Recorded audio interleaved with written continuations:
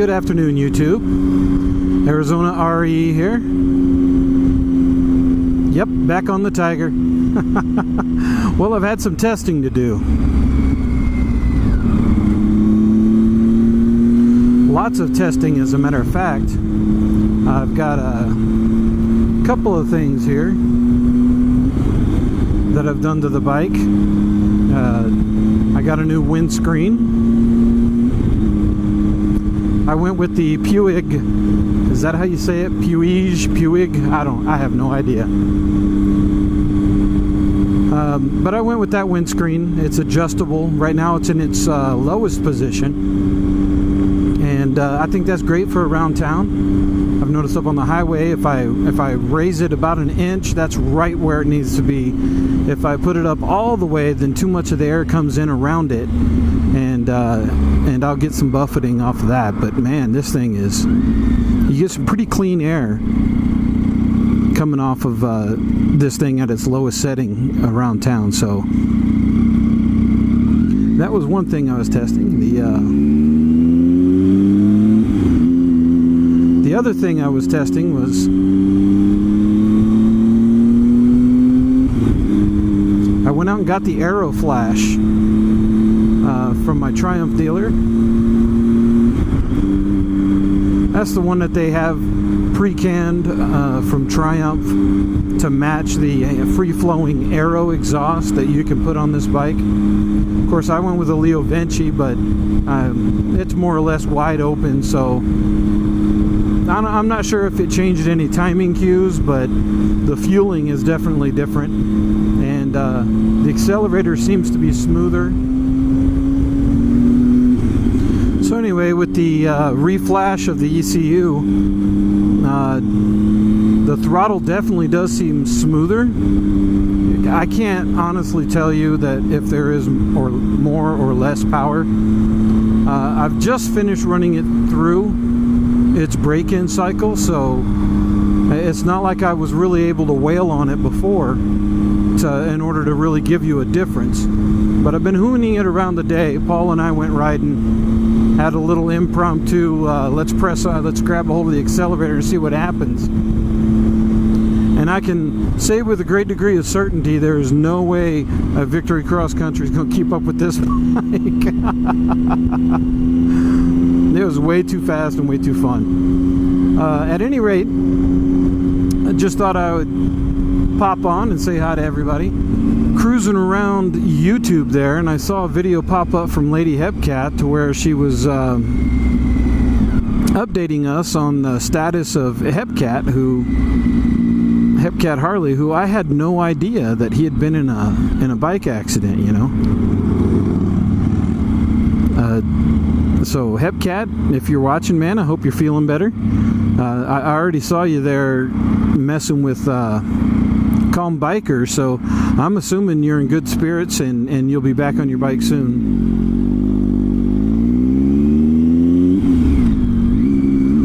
But I'll be the first to admit I'm not always great, and I'm usually having to do some marathoning on YouTube to keep up with all the people I've subscribed to. I had no idea. I had no idea that Lord Hepcat had been downed while riding his motorcycle. So, Hep, I hope you feel better. And here you get to watch my my test rides. How's that?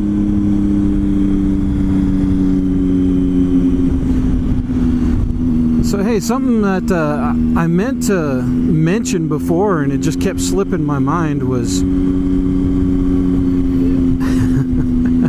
I was just wondering how many of you folks are as excited as I am when it comes to riding and motorcycles, and to some of you that have been riding forever, does it ever go away? You know, when I started riding, basically my girlfriend's dad talked me into buying an old beat up motorcycle he had from him, and I did. And this is my girlfriend at the time. I was 17, 18. And I personally, reflecting on it, I think he was trying to kill me, because he gave me this crap beat up old Kawasaki 750, and I mean that thing was not running right, not even close. The brakes were sketchy. Steering was sketchy, and I didn't know as much about mechanics back then, as automotive mechanics, as I did back then. And so I didn't notice things like, you know, the bearings were bad in the wheels and they were all cattywampus, and the headstock bearings was shot, and yeah, I just didn't notice all that stuff. But that's what I started out on, and ever since I'd started riding motorcycles, that's what I learned on. And that was a hell of a bike to learn on, because even though it was in poor condition, you know, Kawasaki 750, man, that thing will boogie.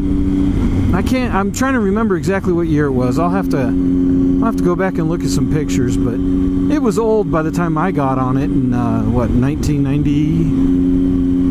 Yeah, 1990. It was old when I got on it. I mean, old and wore out. Ridden hard and put away wet.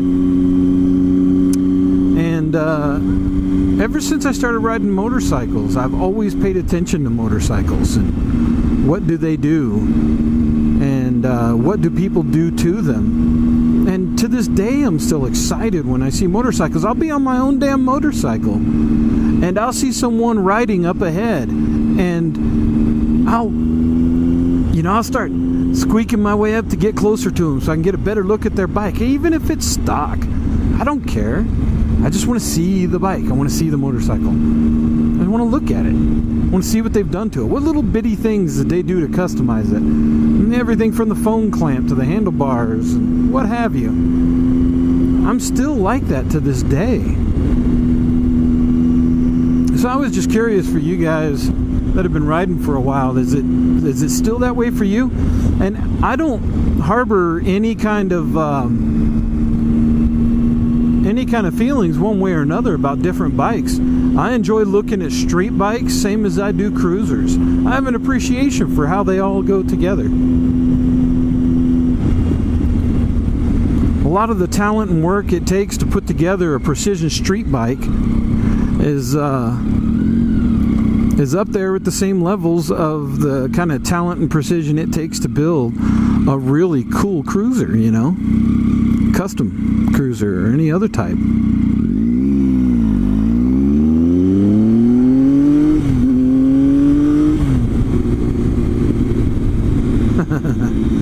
Not as much noise on the overrun since the flash, so that's good.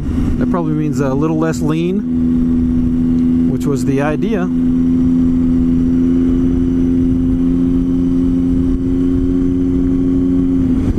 But I do, and I don't know if I subconsciously, if I see someone else on a motorcycle riding along, I'll want to get closer to them. And not necessarily for them to notice me, but just because I want to look at their bike. I want to see what they're doing with their bike.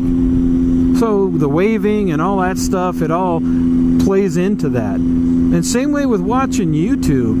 You know, when I'm watching you guys on YouTube, man, I'm going to go ahead and say it. I'm eyeballing your bikes, guys. I'm eyeballing those motorcycles. And you know what? It doesn't matter what it is. Could be an NC 750 busting around green laning in the back roads of England. It could be a Harley Davidson being ridden between ice cycles up in Canada.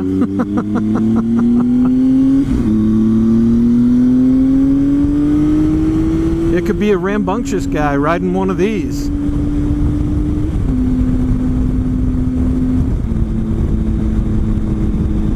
It could be a Royal Enfield in the middle of the desert. I enjoy watching all of them. I think that's why YouTube sticks so hard for me when it comes to motorcycles and watching those videos and tuning into other YouTubers, because really it's just another way for me to get involved with someone else's motorcycle without having to chase them down on the street.